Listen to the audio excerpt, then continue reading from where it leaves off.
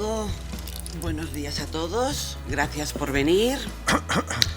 Como suele ser habitual, todos los años organizamos una jornada al menos en el marco del máster de Derecho Deportivo de esta universidad que codirigimos el profesor Palomar Olmeda y servidora. En esta ocasión, además, contamos con la ayuda de la facultad y por eso lo abrimos a todos los alumnos de la facultad, los alumnos actuales del máster de Derecho Deportivo y a los alumnos de las ediciones pasadas. Por lo demás, como quiera que tenemos alumnos dispersos por toda España, es un máster online, no solo por toda España, sino también por el mundo, porque tenemos muchos alumnos en Sudamérica y obviamente no pueden venir a estas jornadas, entonces las grabamos, por eso quiero advertiros de que las sesiones se graban. Se graban para que luego se faciliten a través del aula virtual a los alumnos y puedan así seguir nuestras exposiciones. Para estas jornadas siempre elegimos temas de actualidad, temas candentes en el ámbito del derecho deportivo, ya sea laboral, fiscal, mercantil, penal, etc. Y contamos con profesores de primer nivel, fundamentalmente profesores del máster, como el profesor Tomás Sala o el profesor Juan de Dios Crespo. De primer nivel, por ejemplo, el profesor Juan de Dios Crespo, bueno, no me voy a resistir a decirlo, es uno de los 10 mejores abogados de España. Y ha sido alumno de esta facultad, lo digo para que veáis cómo se puede llegar, ¿no?, tan lejos como él, si ponemos ilusión, esfuerzo y ahínco. La primera ponencia corre a cargo del profesor Tomás Sala Franco, que también es un primer espada en el ámbito del derecho, del trabajo y de la seguridad social, y también en el ámbito del derecho deportivo. Fue el segundo profesor en publicar una monografía sobre la relación laboral especial de los deportistas a principios de la década de los 80. Es una monografía que ha sido un referente para todos los que hemos seguido estudiando este tema, todos los que hemos seguido su estela. Y además continuamente ha ido publicando e investigando sobre el derecho deportivo y por eso es profesor del máster y por eso con él. Y sin más preámbulos, le doy la palabra para que nos hable sobre los problemas que tiene el derecho deportivo laboral como consecuencia de la fuerte crisis económica que también ha pegado duro en el ámbito del deporte. Muchas gracias, Remedios. Muy buenos días.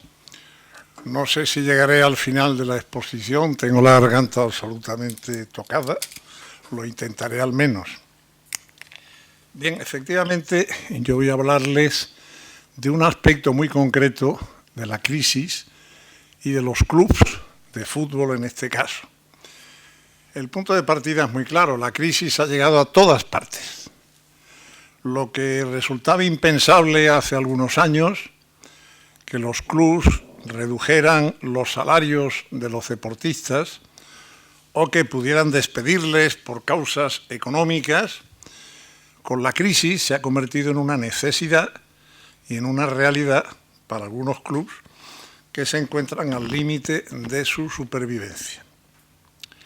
La Ley 3 del 12, la llamada Ley de Reforma Laboral, que es la ley más importante en cuanto a las modificaciones que operó en todo el sistema de relaciones laborales que se había iniciado con la democracia y con el Estatuto de los Trabajadores, esta Ley de Reforma Laboral, además, introdujo una serie de importantes modificaciones de la normativa regulatoria, tanto de las modificaciones de condiciones, en concreto de las salariales, por parte de las empresas, y también de los despidos por causas económicas. Naturalmente, yo voy a referirme solamente a uno de estos aspectos, al de las modificaciones salariales. Me remito a continuación a lo que hará la profesora Remedios Roqueta sobre el tema de los despidos por causas económicas de los clubes.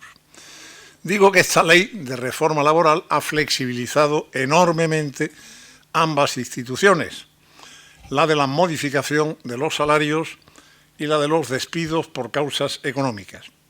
Y el primer problema que se plantea, el fundamental, acaso el único que le fui a plantear, es el de hasta qué punto esta normativa general reguladora del Estatuto de los Trabajadores, modificado por esa ley de reforma laboral, de la Ley 3 del 12, resulta aplicable a los deportistas profesionales y a los clubes, partiendo de la base de que estos clubes y estos deportistas profesionales se regulan, como sabéis, a través de un decreto, de un Real Decreto, el 1006 del año 85, de 26 de junio, que es concretamente, así se denomina, el regulador de la relación laboral especial de los deportistas profesionales.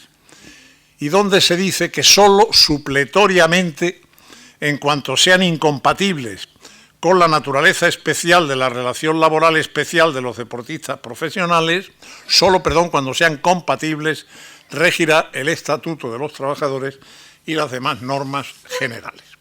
Y sin más preámbulos entro en el tema, el de las modificaciones salariales de los deportistas profesionales.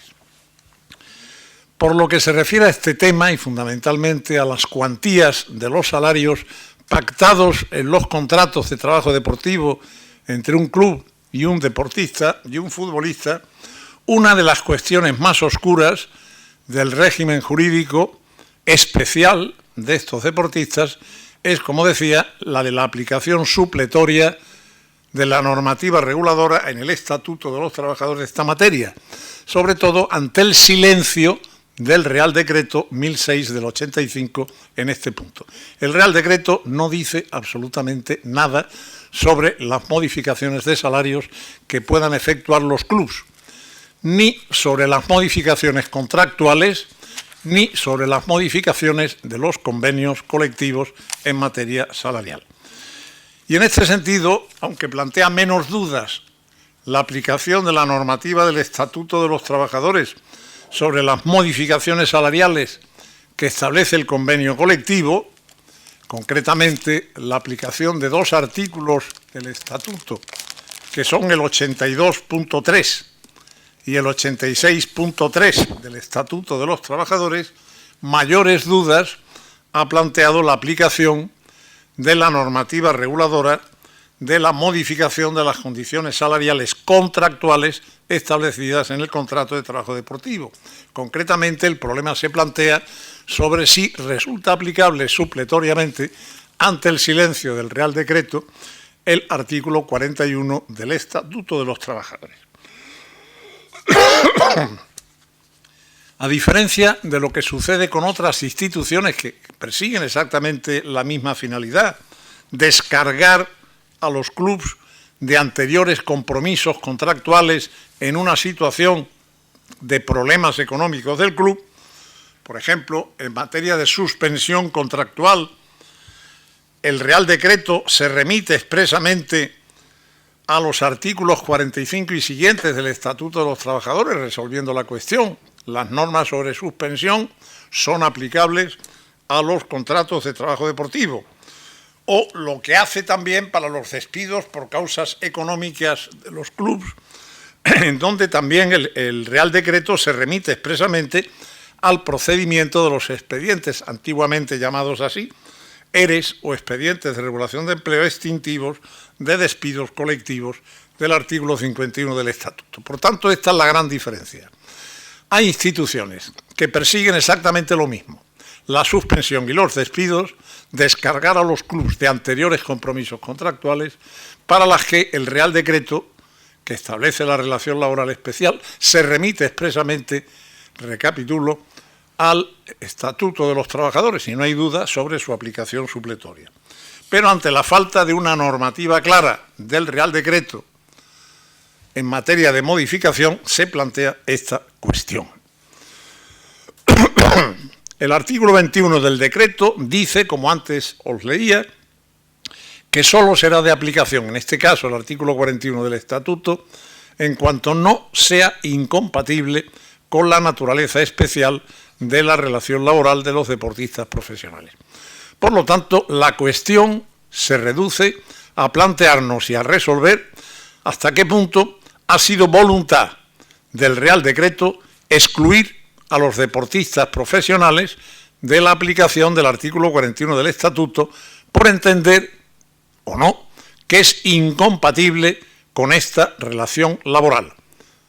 Y si por el contrario debe entenderse aplicable supletoriamente es porque la voluntad del Gobierno en cuanto a la elaboración del Real Decreto es la de considerarlos compatibles. La pregunta, pues, ¿es compatible o incompatible el artículo 41 del Estatuto sobre modificación en general de condiciones laborales contractualmente establecidas y especialmente en materia salarial?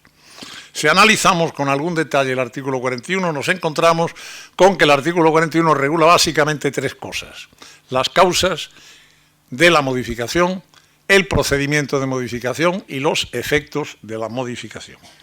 Por lo que se refiere a las causas justificativas de la modificación salarial contractual, la ley habla de probadas razones económicas, técnicas, organizativas o de producción y, en general, no parece existir incompatibilidad alguna con la relación laboral del deportista profesional, porque cualquiera de estas causas, en concreto la que nos interesa, las causas económicas, pueden darse en los clubs igual que en las empresas. Segundo aspecto, los procedimientos para modificar contractualmente por parte del empresario. La cuestión aquí es importante porque en derecho laboral, a diferencia de lo que ocurre en el derecho común, donde rige el Código Civil y donde no es posible modificar lo contractualmente pactado si no es por voluntad de ambas partes, aquí la ley permite que una de las partes, el empresario, pueda proceder a la modificación contractual, en este caso de los aspectos salariales, pero establece un procedimiento. Los procedimientos varían según se trate de una modificación individual o plural o de una modificación de carácter colectivo.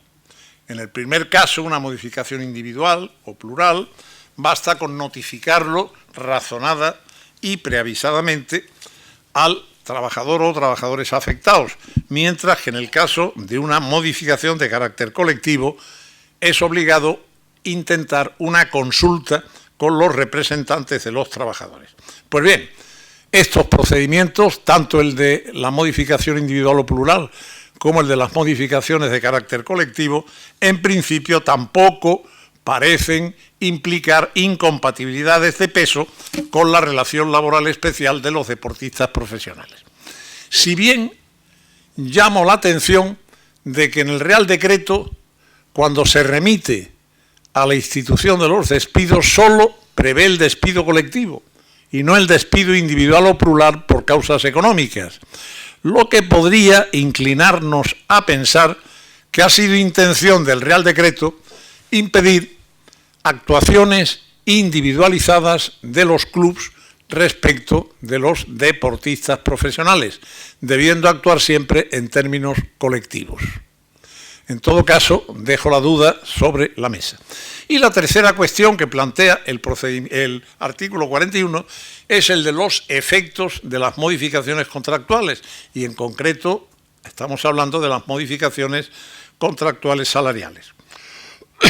Los efectos que la ley prevé en el artículo 41 son los de posibilitar la impugnación judicial de la decisión empresarial modificativa y, en su caso, dar derecho al trabajador a rescindir, a extinguir unilateralmente su contrato voluntariamente, con derecho a una indemnización que la ley fija en una cuantía determinada de 20 días de salario por año de servicio, prorrateándose por meses los periodos inferiores al año, con un máximo de 9 meses. Por tanto, una indemnización de 20 días de salario por año de servicio hasta un tope máximo de 9 meses. En cuanto a estos efectos, sí que cabría oponer algunas especialidades que se dan en las relaciones laborales especiales de los deportistas profesionales y que pudieran, y utilizo el término pudieran, razonablemente incompatibilizar su aplicación con este tipo de relaciones. ¿A qué me refiero? Me refiero a la especialidad que existe en la contratación de los futbolistas profesionales en las normas federativas que regulan los fichajes de estos sujetos. Las normas federativas exigen que esos fichajes se produzcan solamente en 2 periodos determinados al año, constituyendo, a mi juicio, una razonable incompatibilidad este hecho para aplicar el artículo 41 del Estatuto. ¿Por qué? Probablemente por el exagerado perjuicio que ocasionarían los deportistas, perjuicio que sin duda alguna es superior al que se produce en las relaciones ordinarias. ¿En qué consistiría este perjuicio? En el caso de que la modificación contractual salarial impuesta por el club supusiera un perjuicio grave para el deportista y éste decidiese, en uso del derecho de rescisión del contrato que la ley le concede, extinguir la relación, ese deportista no podría ser contratado hasta las fechas federativamente impuestas, con los consiguientes perjuicios económicos durante ese impasse, con la pérdida de condiciones físicas por no poder entrenarse o no poder jugar en su caso, la pérdida de caché, etcétera, etcétera. ¿Acaso, por esta última razón, los excesivos daños ocasionados, con todas las cautelas jurídicas, podría defenderse la inaplicabilidad del artículo 41 del Estatuto a la relación laboral especial de los deportistas profesionales? Pero ¿qué ha ocurrido con, iba a decir, la jurisprudencia? No, hasta la fecha no creo que exista ninguna sentencia del Tribunal Supremo sobre este tema, pero sí abundantes sentencias, por tanto doctrina judicial, de los tribunales superiores de justicia de las distintas comunidades autónomas, de sus salas de lo social. Empezó Cantabria, siguió la Comunidad Valenciana, La Rioja y algunas otras comunidades que vienen a manifestarse a favor de la aplicación del artículo 41 supletoriamente ante el silencio del decreto a las relaciones laborales especiales de deportistas profesionales. ¿En qué se basa la argumentación de esta doctrina judicial?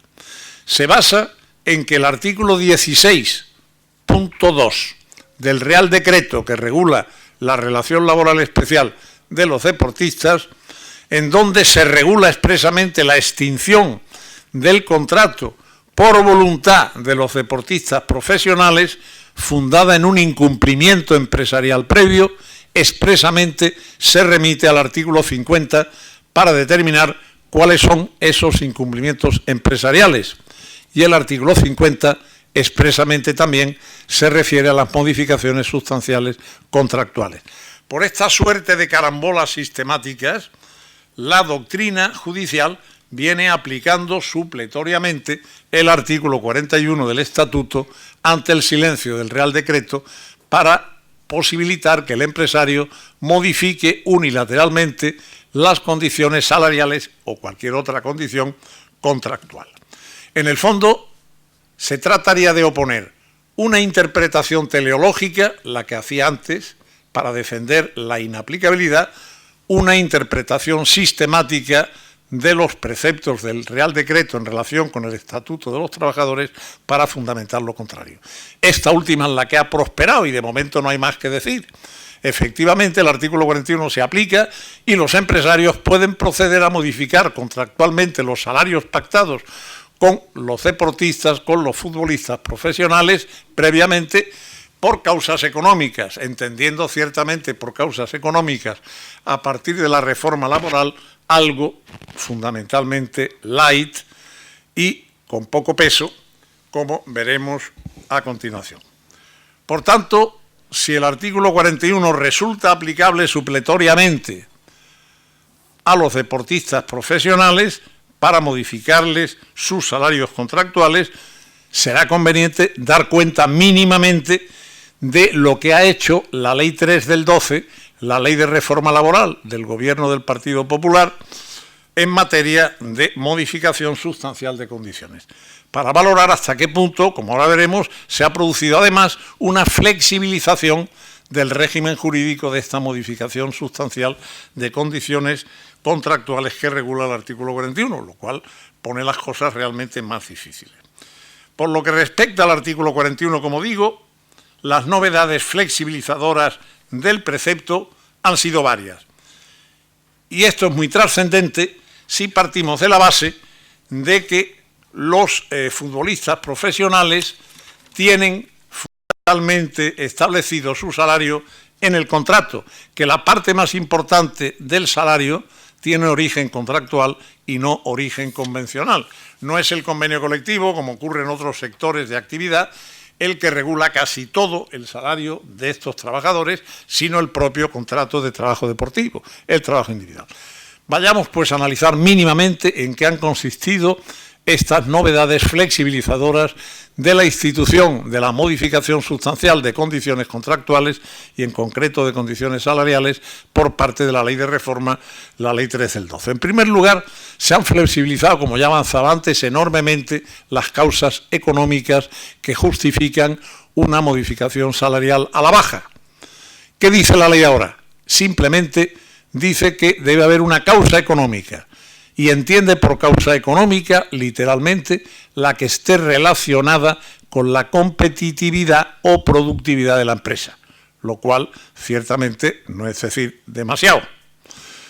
Significa básicamente que bastaría con alegar razones de competitividad o productividad para entender justificada la modificación sin necesidad de que existan pérdidas o disminuciones persistentes de beneficios en un club. Y es más, ha sido voluntad del legislador de la Ley de Reforma flexibilizar esta institución en un segundo sentido.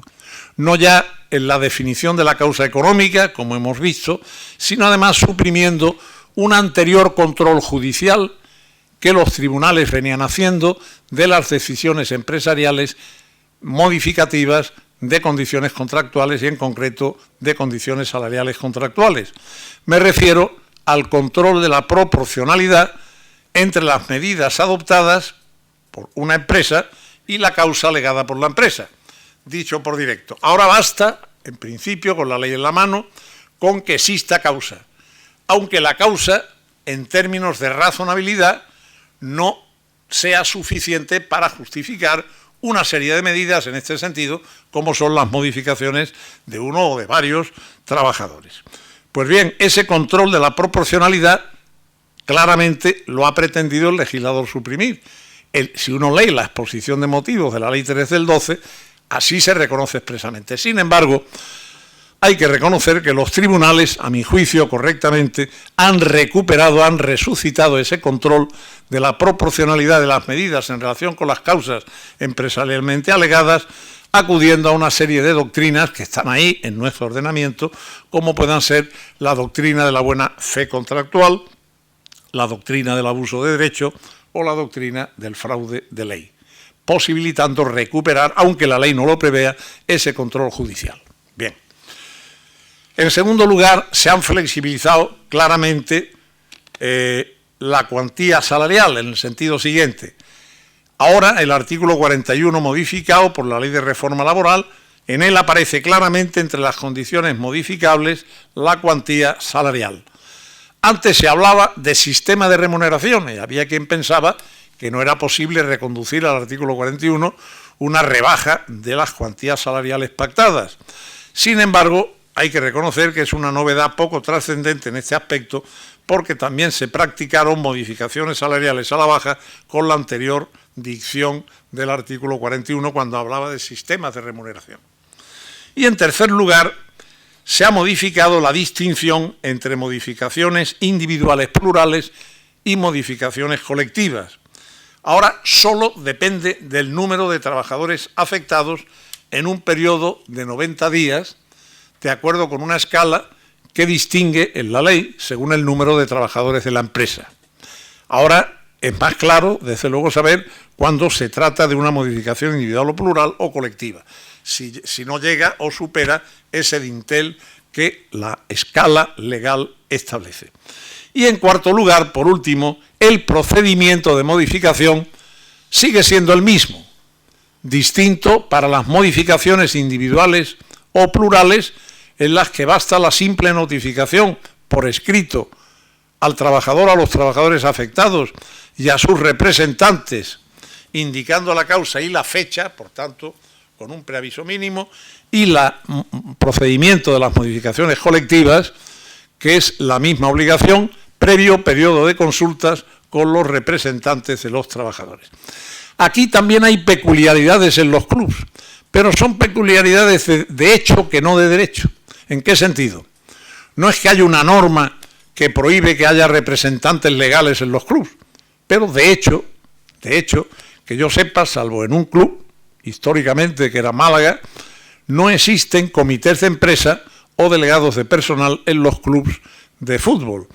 Esto significa que los representantes a los que se somete la consulta en este procedimiento de modificación sustancial de condiciones salariales contractuales no será, como ocurre en las empresas normalmente, los representantes unitarios, sino que a falta de representantes unitarios, la propia ley lo prevé, serán o los sindicatos o los trabajadores elegidos en asamblea por los trabajadores afectados.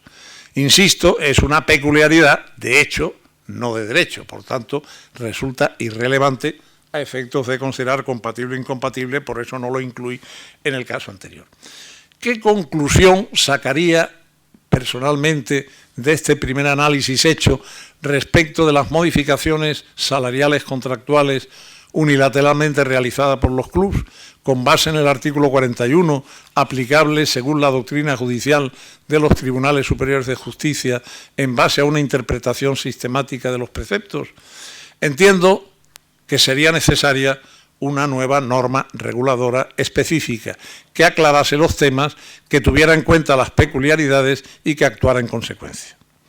En cuanto a la segunda parte, en cuanto a lo que respecta a las modificaciones salariales que establece el convenio colectivo, aquí también hay novedades flexibilizadoras del artículo 82.3 del Estatuto de los Trabajadores, en una serie de aspectos, pero avisar que, como dije antes, tiene menor trascendencia las modificaciones que pueda haber habido del artículo 82.3 en tema de modificación salarial convencional, puesto que, como señalaba anteriormente, en el caso de los deportistas profesionales, la parte más importante de su salario tiene un origen contractual y no un origen convencional. ¿En qué han consistido esas modificaciones flexibilizadoras del artículo 82.3 del Estatuto?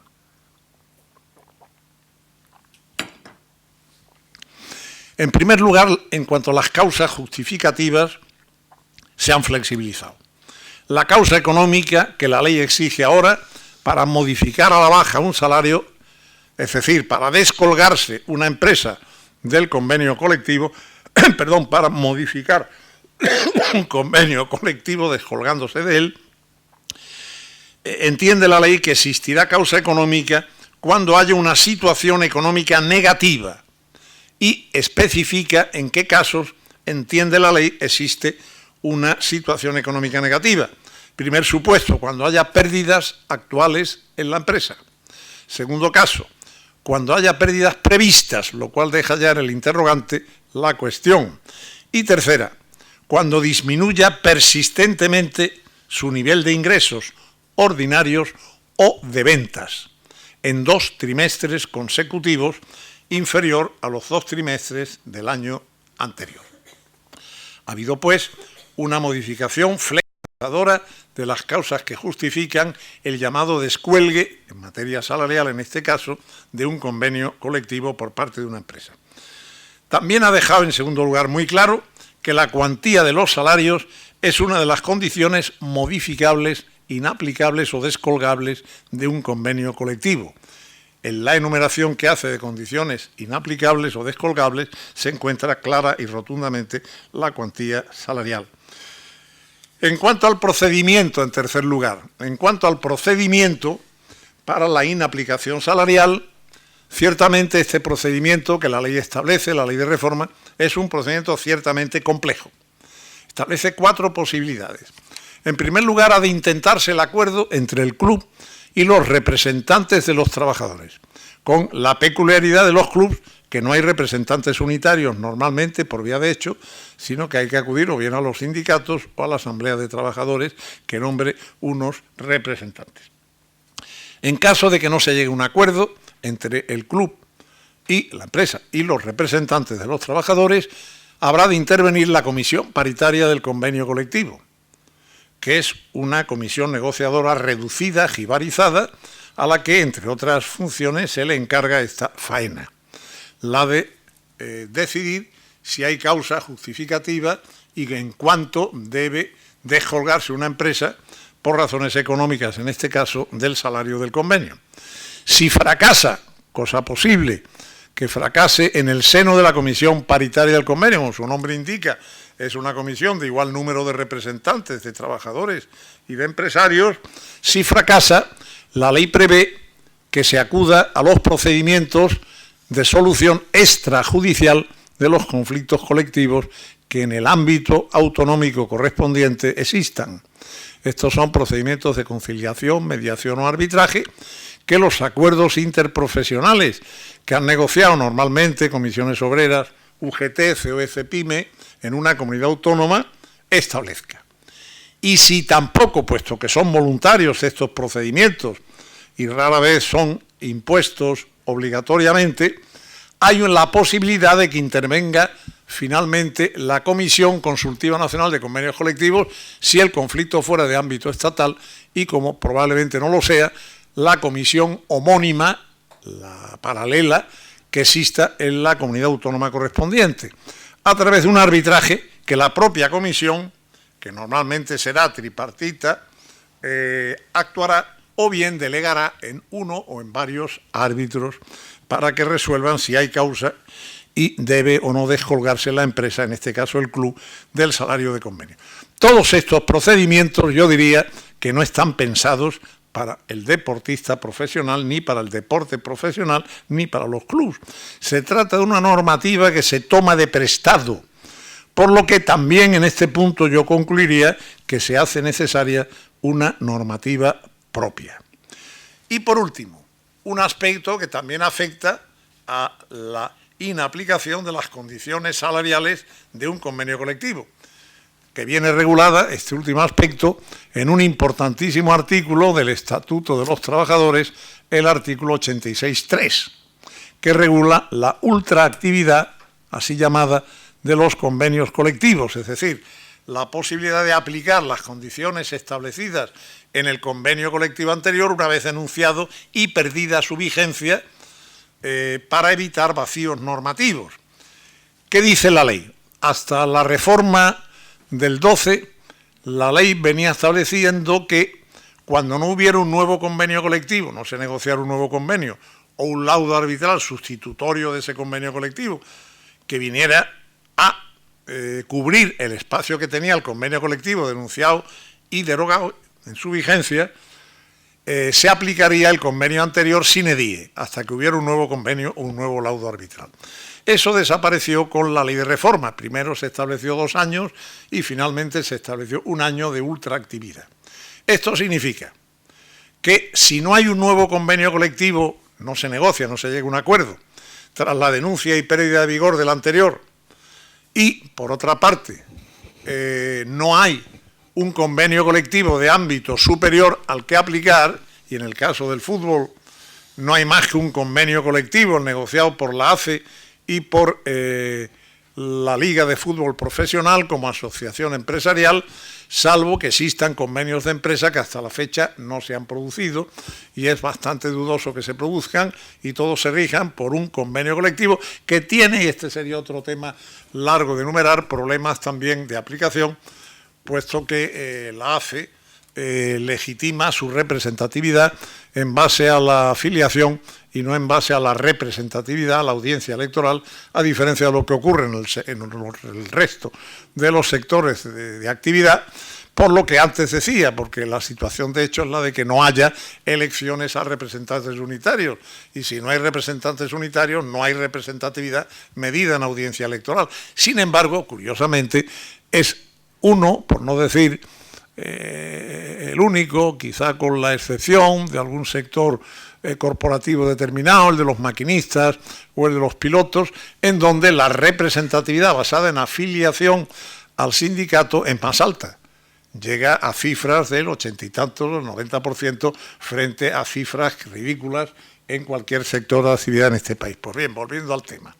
El artículo 86.3 en este momento, después de la reforma, deja muy claro que si no hay un nuevo convenio colectivo que sustituya al anterior o un laudo arbitral sustitutivo, solamente regirá la aplicación del convenio anterior durante un año, salvo que existiera una cláusula de ultraactividad en el propio convenio colectivo o en un momento dado en distintos sentidos. En ese caso, ¿qué ocurre? Si hay un convenio de ámbito superior, se aplica cosa que, como digo, no se da en el sector del deporte, y en el caso de que no lo haya, aunque no lo dice valientemente, porque actúa cobardemente la ley de reforma, así hay que decirlo, porque no hubiera costado nada dejar muy claro el tema, hay que aplicar, se entendía hasta hace muy poco tiempo que habría que aplicar la legislación general, es decir, pasar de los salarios del convenio al decreto de salarios mínimos interprofesional. Imagínense la situación, no ya en una empresa normal, en un club. Esto es una verdadera barbaridad. Pues bien, es cierto también, y hay que decirlo, que la jurisprudencia del Tribunal Supremo, en una importante sentencia de 22 de diciembre del año pasado, del 2014, con una argumentación criticable a mi juicio, defendible por otros, ha llegado a la conclusión de que, no obstante lo que se deduce de lo que la ley dice, en el caso de que no haya un convenio de ámbito superior aplicable y haya sobrepasado el límite de la ultraactividad de un año, seguirá rigiendo las condiciones del convenio anterior, entendiendo que son condiciones contractuales que se han incorporado al nexo contractual de los contratos, que no son condiciones normativas como veníamos sosteniendo siempre.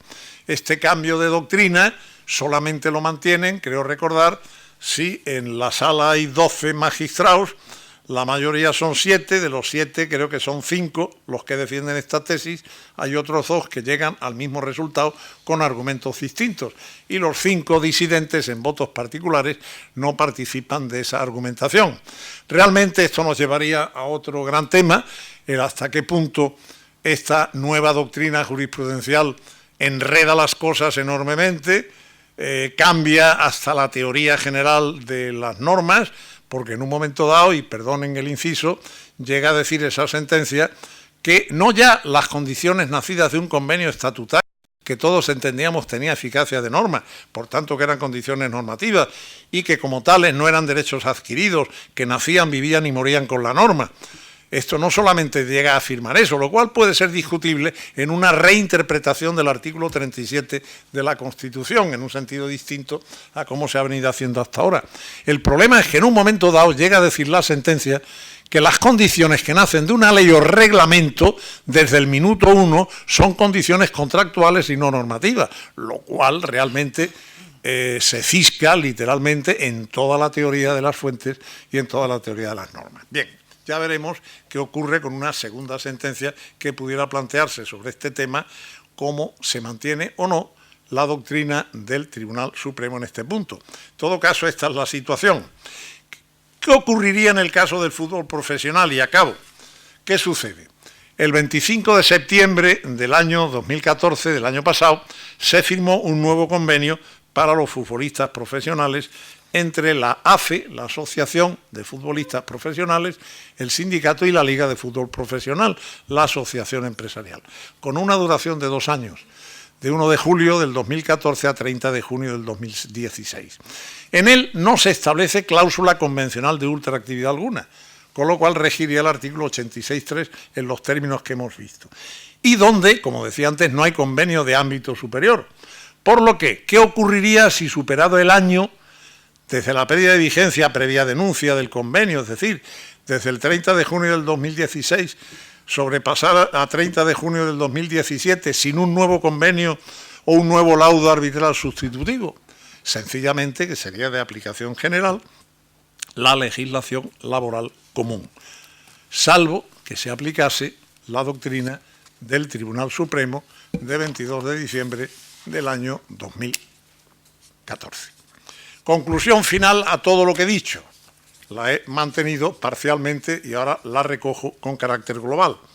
La conclusión final a la que llego y defiendo es de que se hace necesaria una normativa específica reguladora de esta y de otras materias que sustituyan al incompleto régimen jurídico regulador de la relación laboral especial de los deportistas profesionales que aparece en el Real Decreto del año 1985. Han pasado ya algunos añitos y no costaría gran cosa reconocer cuáles son los cuellos de botella, los problemas, para intentar una nueva regulación de determinados aspectos del tema. Por mi parte, pues nada más. Muchas gracias. Conseguimos llegar al final. Tomás, por tu brillante exposición. Además es que acaba de llegar de Argentina y el pobre está fatal. Muchas gracias por el esfuerzo que has hecho. Bueno, ahora tenemos tiempo para un breve coloquio. Podemos hacer preguntas al profesor o discutir entre nosotros sobre temas que tengan que ver con esta cuestión. Os invito encarecidamente a que formuléis preguntas.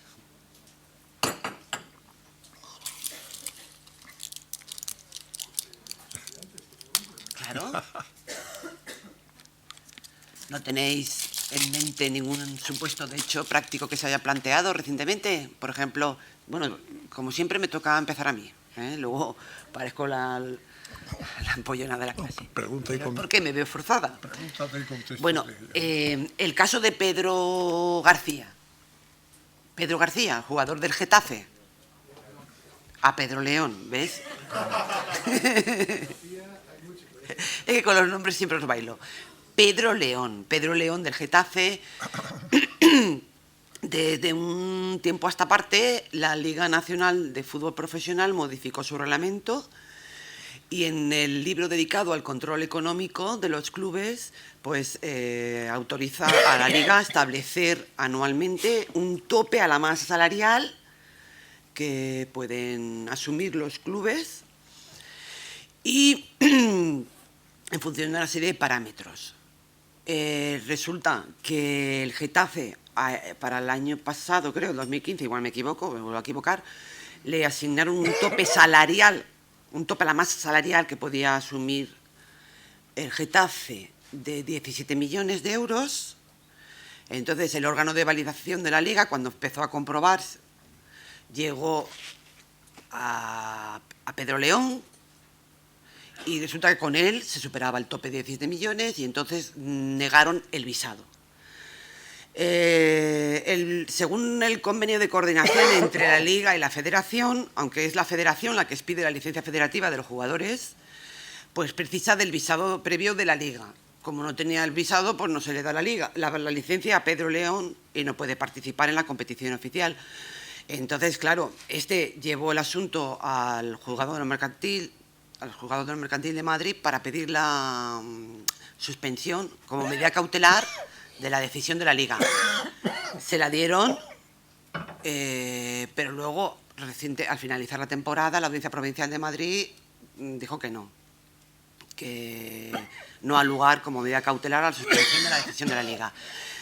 Entre tanto, se ha aprobado la ley que regula la venta de los derechos audiovisuales, la venta centralizada de los derechos de transmisión de las competiciones, y ahí, para disipar cualquier problema al respecto, se ha modificado la ley de deporte y tipificando como infracción administrativa de los clubes que pueden sancionar la Liga el superar o incumplir las normas que en el ámbito económico disponga la Liga. Con lo cual se da por bueno estos topes a la masa salarial. Entonces, llegado el caso, si se vuelve a plantear el tema, que por superar los topes, esta pregunta la lanzo al público y la pueden contestar cualesquiera abogados, cualesquiera, bebe agua, cualesquiera abogados expertos en derecho deportivo, que los tenemos en la sala, porque el profesor, hasta que se recupere. Bueno, la pregunta es la siguiente: si se vuelve a plantear el tema, que un jugador se vea privado de la licencia federativa porque su club ha superado el tope que a la masa salarial le ha dispuesto la Liga para ese año, en el ámbito laboral, ¿qué puede hacer el jugador que no puede competir?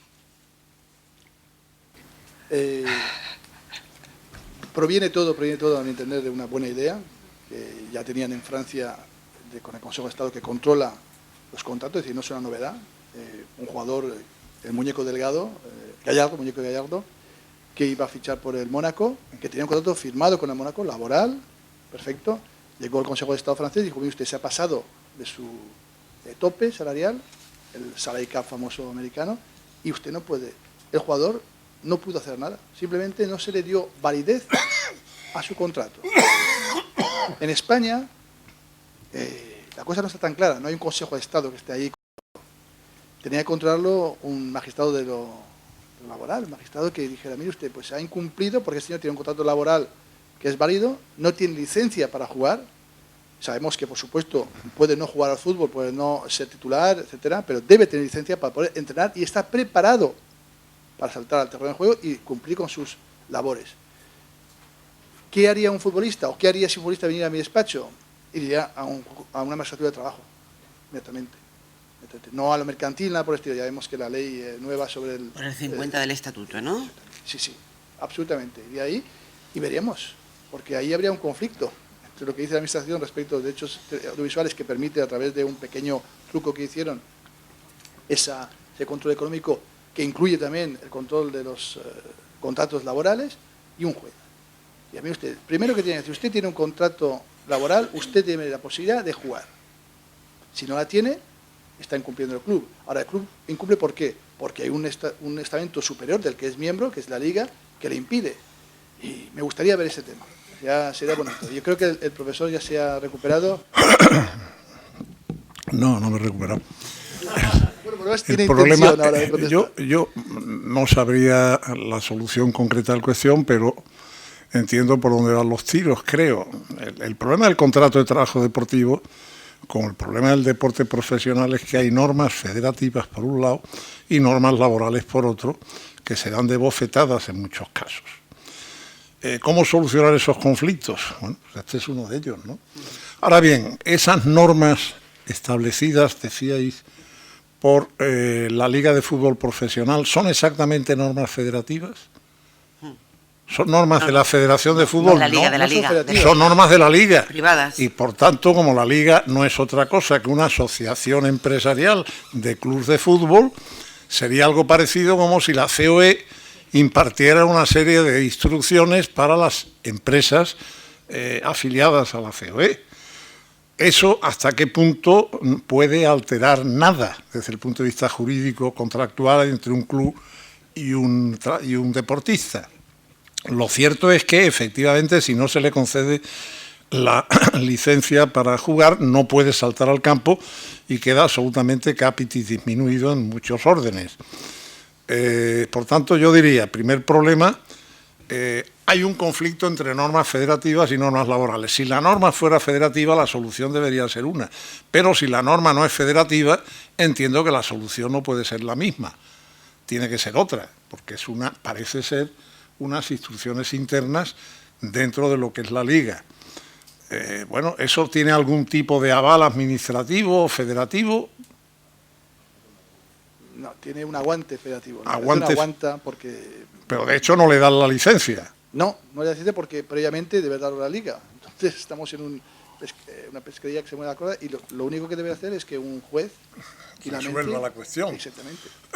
Yo entiendo que por ahí van los tiros, es decir, aquí no hay una oposición entre una norma federativa y una norma laboral, que sería distinto.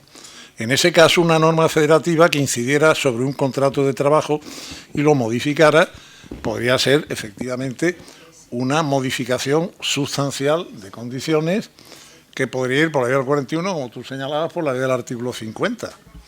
Ahora, si se trata de una modificación que hace una de las partes de acuerdo con unas instrucciones de sus jerarcas asociativos, bueno, ahí probablemente ahí hay otra cosa distinta.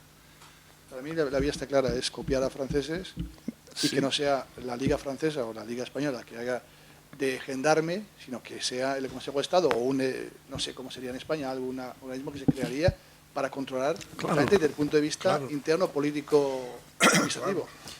Sí, porque además yo me coloco ahora en la lógica de los clubes más modestos que no tengan mucha voz ni influencia en la Liga y que cuando vean determinado su tope lo cuestionen porque los parámetros que se utilizan son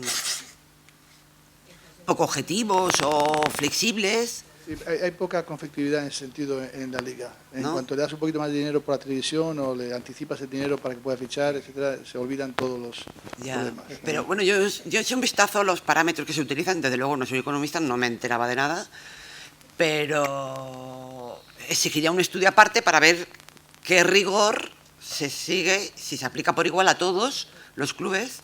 Es difícil que haya un rigor porque parte de una base histórica ya de derechos adquiridos de mejores clubes, pero claro, esa parte, Claro, esa pero base entonces esto histórica sí que proviene influye en la libre sí, competencia pero esa y parte en el histórica juego proviene ya limpio. de algo que es injusto, que es un reparto no equitativo, que permitió, por ejemplo, que el Valencia, a partir de 2004, ya no fuera capaz de alcanzar casi ningún título, menos la Copa del 2008. Y que a partir de ese momento ya es injusto. Y lo que se ha hecho ahora es basar la injusticia como algo histórico y se va a igualar un poquito, pero sigue siendo una injusticia. Entonces, estamos en una dicotomía que creo que un juez debería... Bueno, un juez no. Primero, como sabemos todos, hay que tener un buen cliente, hay que saber pedir y después que te den la razón un juez. Pues entonces, primero hay que tener cliente, que es difícil, que un jugador, León es una excepción, un jugador que quiera hacerlo, después tener a alguien que quiera efectivamente llevarlo a cabo y después que un juez te da razón. El mundo del deporte en general, no solo del fútbol, es muy cerrado. Es un mundo donde la gente intenta evitar los conflictos. Solo va el conflicto cuando es absolutamente necesario o se cree que es la única forma de conseguir algo. Como por ejemplo la pseudo huelga de la AFE el año pasado, que no fue ni huelga ni nada, y que fue un tema más político que social. ¿Más preguntas? Sí, por ahí, Pilar. Ah, bueno, ¿querías preguntar tú, Elena? Vale, pues creo que ya. Quería comentar en relación con la sentencia esta última del Supremo de 22 de diciembre de 2014, que mantiene que las condiciones laborales se contractualizan sino una vez finaliza la ultraactividad. Creo que al final de la sentencia dice algo así como que los problemas que esto provoque ya se solucionarán en los juzgados, y quería saber qué opinión tienen sobre el hecho de que trabajadores nuevos o futbolistas nuevos se incorporen al trabajo después de que esto suceda. Entonces ahí habría condiciones contractualizadas por una parte y por otra parte condiciones rasas del Estatuto de los Trabajadores, con lo cual a efectos salariales podría haber una especie de desigualdad que no está permitida en teoría por el régimen laboral. ¿Creen que se provocaría algo así, una desigualdad de condiciones salariales? Los problemas que plantea esa sentencia son muchos. No ya los teórico-prácticos de la naturaleza del convenio colectivo y de los derechos que nacen, sino efectos muy prácticos y concretamente uno que planteabas y otro paralelo. ¿Qué ocurre con los trabajadores a los que se les mantiene, porque ya estaban trabajando, las condiciones del convenio colectivo anterior por aplicación de esta doctrina? La propia sentencia reconoce que se puede acudir al artículo 41 al día siguiente para descolgarse y no aplicarla, con lo cual es una victoria pírrica la que se concede, la que se consigue con esa jurisprudencia. Y en cuanto al principio de igualdad, sin duda alguna esto se plantea. Deja también muy claro la sentencia que eso solamente sería aplicable a los que ya tuvieran el convenio colectivo. Los otros no habría fundamento alguno, puesto que no hay convenio colectivo vigente. Entonces estarían admitiendo la doble escala salarial. Plantearía problemas desde el punto de vista del principio de igualdad, en la medida en que unos sí, pero no, pero sí. El tema sería novedoso porque se estarían enfrentando unos trabajadores con unas condiciones contractuales favorables a otros trabajadores que tendrían unas condiciones contractuales distintas.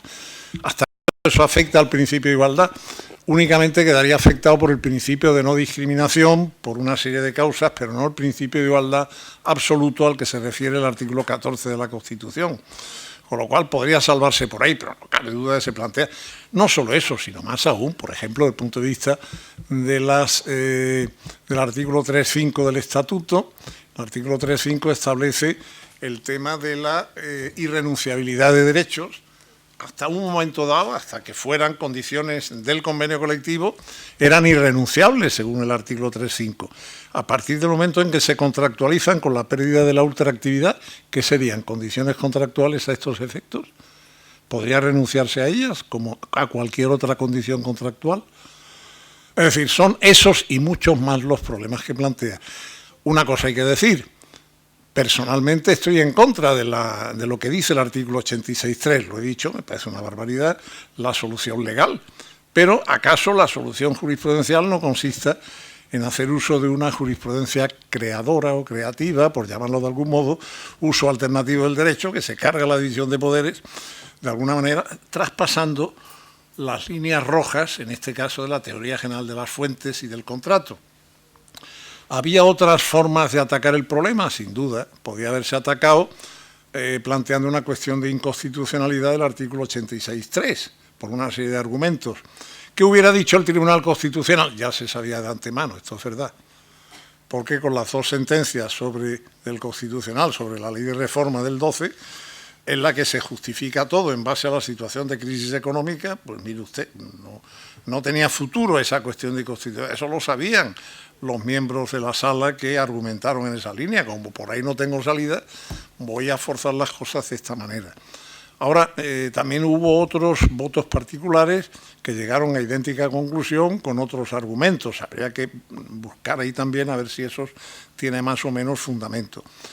Lo que tiene que hacer y tomar nota, lo que ocurre que ya es tarde y estamos metidos en procesos electorales políticos, en el mes de diciembre va a haber elecciones generales, una modificación del artículo 86.3, porque justo los 12 miembros del Tribunal Supremo, los 7, que son 5 más 2 votos particulares que llegan al mismo resultado, claramente critican el 86.3. Pero es que los otros 5, a su manera, en un voto particular de 4 más un voto de 1, también critican el 86.3. Es decir, toda la sala del Supremo, de lo social, critica el 86.3 que el legislador de la ley de reforma del 12 estableció. Y si vamos al mundo empresarial, que me diga qué empresario, más allá de alguien que no tenga una trascendencia grande, es capaz, ni siquiera en época de crisis, de embridar una situación que consistiría en que hasta el 31 de diciembre estarían vigentes unos salarios determinados. A partir del 1 de enero, por esta razón, se aplicaría el salario mínimo. ¿Cómo se puede pasar de 4.000 euros a 1.000 euros sin que haya un follón descomunal en una empresa? Normalmente se llegan a situaciones razonables, que es pactar, y seguramente la propia ley permite esos pactos, esas cláusulas de ultraactividad distintas de la solución legal en muchos momentos, y a eso se acude en la práctica.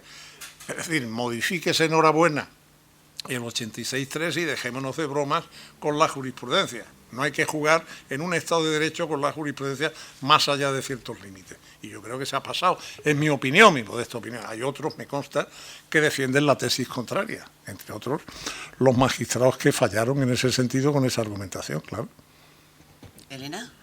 Sí, bueno, quería empezar también felicitando al profesor Sala por su claridad expositiva, que creo que para mis estudiantes habrá sido súper enriquecedora la ponencia.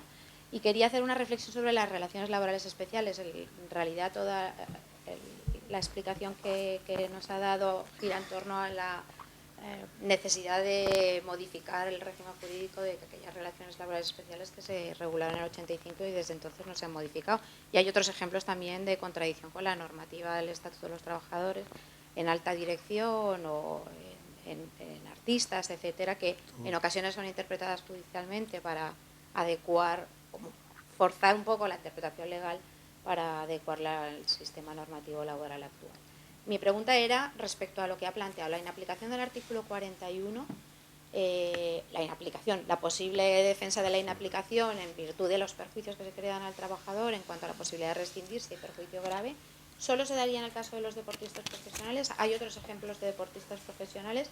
¿O sumamos otro problema? Y el caso es que la relación laboral de deportistas profesionales acoge situaciones tan diferentes que a lo mejor el problema no se da en otros o se da de otra manera, en ciclistas o en otro tipo de deportistas. Es decir, usted lo ha centrado en el análisis de la problemática de los futbolistas profesionales por la necesidad, la imposibilidad de ser contratado más que en dos momentos temporales.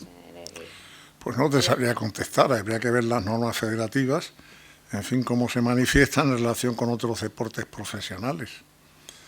De todas maneras, a mí, retomando tu planteamiento inicial, el de las relaciones laborales especiales que han sido sobrepasadas por la realidad, a mí no me parece buena técnica legislativa la de regular las relaciones laborales especiales por decreto. yo sería partidario de que la negociación colectiva razonable se impusiera como modo de especialización, dando a la negociación colectiva una libertad importante en muchos de los temas. Obviamente no en los esenciales, en los que podría llamar orden público y reducto, en que la ley debería mandar. Pero tenemos el sistema que tenemos y hay que no cree demasiado en la negociación colectiva y vivimos malos momentos para la negociación colectiva. Con la crisis económica se ha acentuado. Y como las cosas se han cambiado con la crisis económica, a mí, personalmente, siempre lo he dicho, las modificaciones que se han producido en época de crisis, si fueran coyunturales, hasta estaría dispuesto a aceptarlas y aplaudirlas. Lo que me preocupa enormemente es la poscrisis. Es decir, que se hayan modificado el sistema de relaciones laborales y que cueste muchísimo si es que se consigue a partir de ahí. Es decir, la poscrisis es lo verdaderamente preocupante, ¿no? Más que las modificaciones. En todo caso, en relaciones laborales especiales, yo sería partidario de más riqueza en los convenios colectivos que un decreto que siempre va a ser rígido. Y además, como tú dices, los deportes profesionales, cada uno es de su padre y de su madre, y tiene sus propias normas que no se parecen demasiado, ¿no? ¿No hay más preguntas?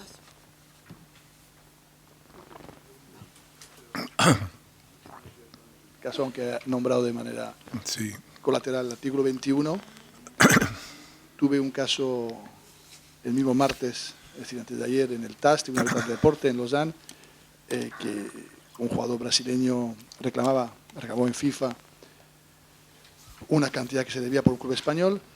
Nos argumentamos que el artículo 19 del Real Decreto es claro, la estructura de trabajo ya está. La FIFA no dio razón, dijo que era orden público español y por tanto no podía ir a FIFA.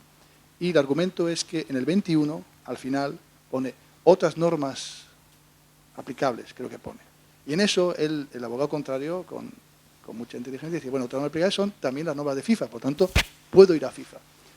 Yo creo que no, pero bueno, quería simplemente comentar que es algo que es, para que vea todo el mundo aquí, que es algo absolutamente vigente. A nivel internacional, en el TAS, se está discutiendo el Real Decreto de Estatuto de Trabajadores, y por tanto no creamos que cuando estamos aquí hablando de esto es solamente local, hasta llegamos a ese nivel.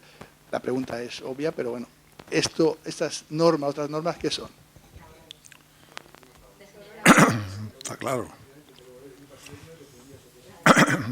Yo creo que está... Un abogado español como mi árbitro para que lo entendiera y hiciera comprender a los demás también esa... Y completamente de acuerdo con tu interpretación. Creo que son normas laborales y no tienen nada que ver con las normas de la FIFA, ¿no? ¿No queréis preguntar, Pilar? Mira, me viene al hilo una preguntita. Muy sucintamente, ¿podrías explicar a los alumnos cuáles son las reglas para determinar si puedes acudir al TAS o tienes que acudir a los tribunales españoles? Sucintamente. Esto no está dentro de lo que yo había pactado Ya, contigo, ya, pero bueno. Ya. Es muy sencillo, no tenemos mucha complicación. Cuando no hay en un determinado país una ley como en España que obliga a ir en un caso laboral a los tribunales ordinarios, se acude a FIFA. Pero incluso en algunos países donde es orden público, por ejemplo en Brasil, es su mismo país, acuden a FIFA los jugadores brasileños contra equipos, no sé, de España, de Tailandia o de Madagascar. Acuden ahí y si la otra parte no conoce el derecho local, pues admite. Y como FIFA es muy amplia y el TAS es también muy amplio, son tribunales arbitrales, tanto uno semi-arbitral, el de FIFA, y el de TAS es arbitral totalmente, si nadie dice nada, es difícil que ex oficio el tribunal actúe. También porque no conoce la legislación de todos los países afiliados a FIFA, que son 209. Y entonces tiene que ser alguien el que diga, esto no es posible. Entonces, en principio, si no hay nada indicado en la ley que no sea obligatorio, se tiene que acudir a FIFA, salvo dos cosas, que haya un tribunal independiente en el país, como en Rusia o Ucrania, donde se va directamente al tribunal independiente primero y luego se acude al TAS en apelación, o si no hay tribunal independiente o una obligatoriedad de ir, como en España, a los tribunales ordinarios españoles, se acude a FIFA como primera instancia. Y hay tres vías: FIFA directo, tribunal arbitral nacional si existiera, o los tribunales ordinarios si no hay más remedio, si es orden público. Vale, pues muchas gracias. Perdón con el... Bueno, pues entonces ya damos por concluida esta primera ponencia, conferencia y empezamos a y media con la intervención. Y muchas gracias, Tomás.